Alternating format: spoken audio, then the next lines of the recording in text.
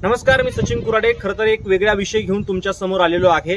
खरं तर आत्ताच आपण बघितलं की आपला देश एकत्र होऊन कसा त्याकडे इंडियन आर्मी सोबत उभा होता। ज्यावेळेस पाकिस्ताननं तुमच्या आमच्या देशावरती आक्रमण केल्यानंतर खरं तर पाकिस्तानचा कसा विरोध केला, पाकिस्तानला कशा पद्धतीने अडचणीत आणता येईल हे आपल्या देशानं करून दाखवलं। आणि याचमुळे काय झालं तर आपल्या देशाची एकता दिसून आली।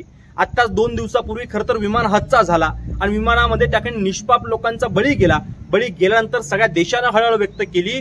परंतु खरं तर तुमचा आमचा देश हा कृषीप्रधान देश आहे आणि आजपर्यंत तुम्हाला सांगतो काही शेतकऱ्यांना आत्महत्या केल्या, काही शेतकऱ्यांना स्वतःला संपून घेतलं। का तर त्याकडे स्वामीनाथन आयोग लागू झाला पाहिजे यासाठी भरपूर आंदोलन झाली।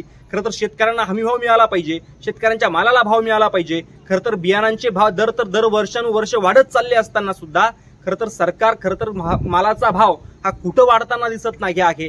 गेल्या 7 वर्षापासून कापूस 7,000 त्याकडे बसलेला आहे, परंतु 550 रुपयाची कपाशीची बॅग आज 900 रुपयाला झालेली आहे। म्हणजे हा कुठंतरी शेतकऱ्याचा विचार करणं गरजेचं आहे।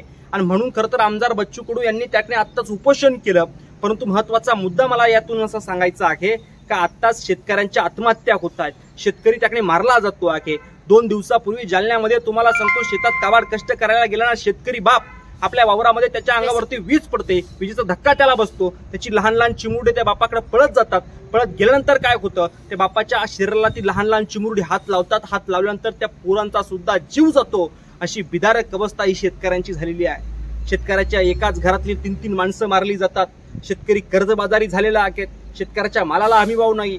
म्हणून तुम्हाला सांगतो शेतकऱ्याचीच पोरगी शेतकऱ्याला म्हणते शेतकरी नवरा नको ग बाय, मला शेतकरी नवरा नको ग बाय। अशा पद्धतीची अवस्था इथल्या शेतकऱ्याची झालेली आहे। आणि तुमचा आमचा देश हा कृषीप्रधान आहे आणि या कृषीप्रधान देशाच्या राजाला वाचवण्याची जबाबदारी खरं तर केंद्र सरकारची आणि राज्य सरकारची आहे। फक्त शेतकऱ्यांसाठी योजना काढू नका, तर शेतकऱ्याच्या मालाला हमीभाव द्या।